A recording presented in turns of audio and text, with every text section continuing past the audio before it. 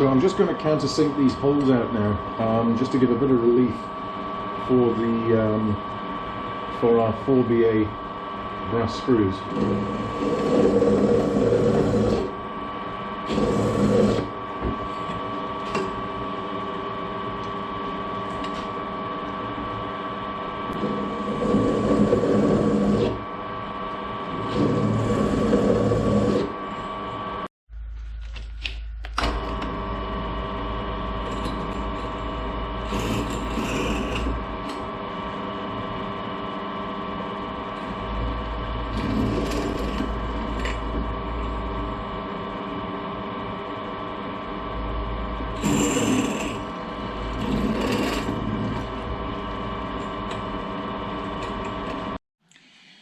So the next stage is just very carefully drilling through now.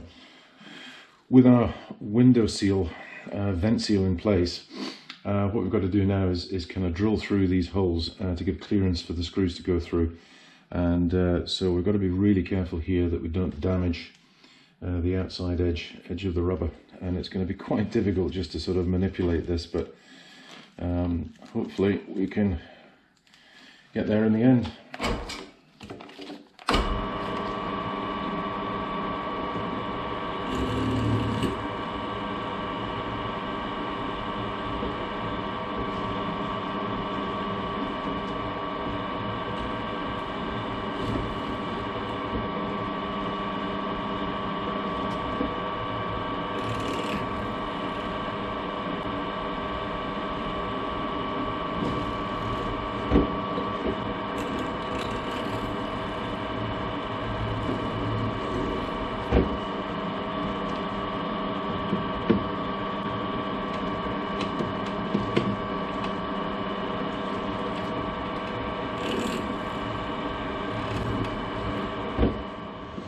So that's our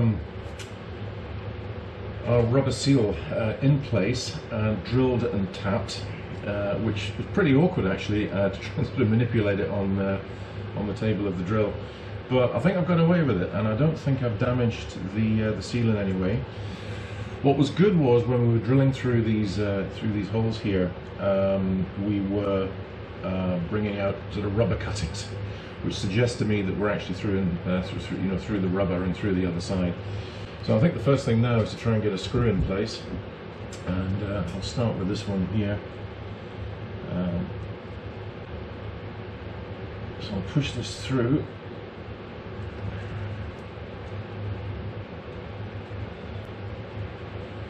Hopefully it will pick up the threads on the other side and not strip them out. It's going through the rubber at the moment, and I think we're just breaking through now.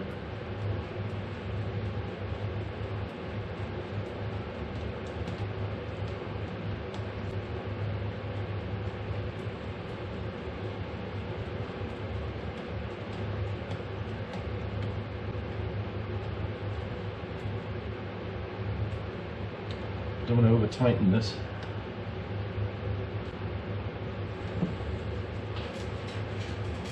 As we can see there now, that's the screw in place, and you can see how it sort of protrudes through the other side. And what I'm going to do here is, I'm not going to bother Loctiting this. I'm just going to use these little wire clippers here, and what I'm going to do is just nip that off, and what it will do is it'll put almost like a kind of a rivet edge on it, which should lock it into place. So here goes. And there we go. As we can see now, that's it, kind of riveted over, and that won't come out. That will be locked in there, and we're still tight on there, so that's good.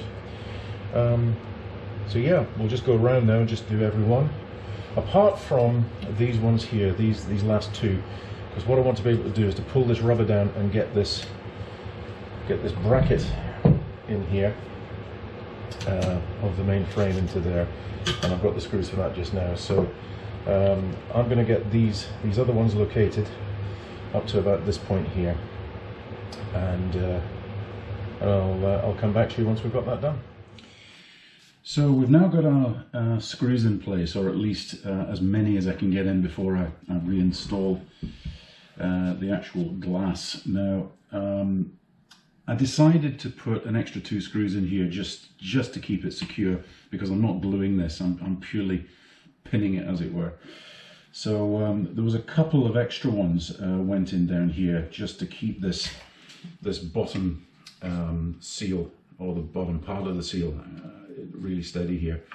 And what I've done is, you can probably just see there, I've put the screws in up to this point here. I'm maybe a little bit too far back, I don't know. I haven't put one of these in, so I don't really know how this is going to react. But let's just have a go and see if we can get this window back in. I'm just going to put a little dab of grease on this pin here, just to help it slide through the rubber, hopefully. Now it opens that way, so when I get the correct orientation here, there we go, that's it, back in place.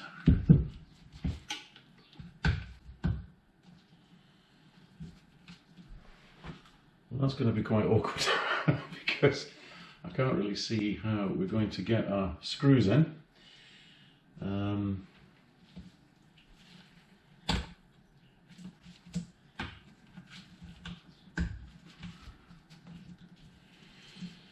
Yes, that is a bit of a problem. I need to give this some thought, and I'll get back to you on it. So I've had a little bit of a think, and the only way that I can see as getting these screws through here with this seal out of place is to use a longer screw. So I think our lovely little brass screws are going to have to go back in the drawer, and I'm going to use these M4 countersunk quite a bit longer, as you can see, in fact a huge bit longer. And I think what this will do is this will allow us to at least get the nuts started on these little countersunk set screws, and then it will allow me then to locate the seal and then just pull the whole lot together. At least that's the theory. So we'll see how we get on with that. There's one screw in.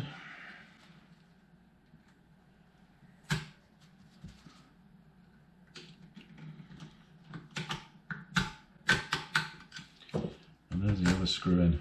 So I think I'll get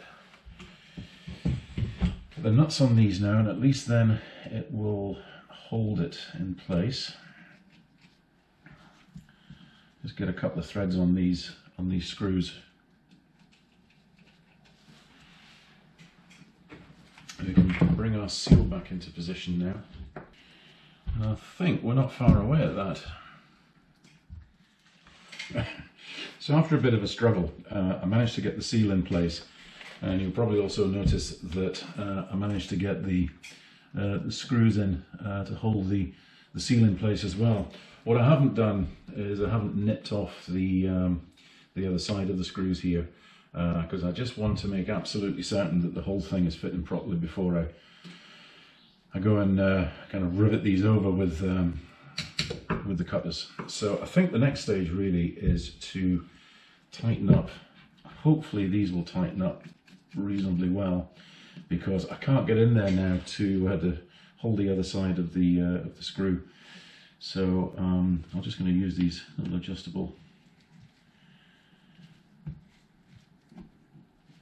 spanner there, and that's tightening up. Wow, that's tight. Well, that was lucky. I'll try the other one.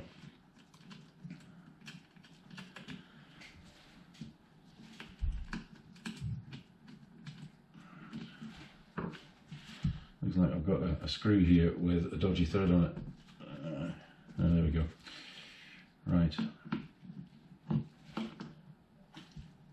And this one's tightening up as well, so we've got lucky there. Good. Now the moment of truth. Does it actually swivel? and seal, more importantly. Well, it swivels.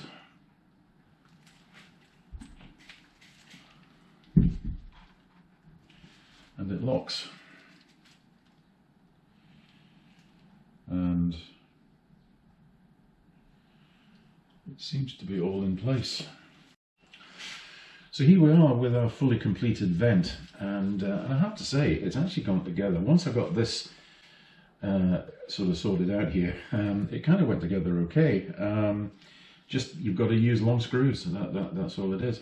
So where are we now? Is we've got the all of these screws that we put in nipped off. I've also ground back these nuts at the top, and I was a little bit anxious that there just might be a little bit too much material when it went back in at the door frame. But I think we're good to go on that. I think we're okay, and actually it seems to function okay, even though I do say so myself. There's nothing seems to be trapped. It closes up okay.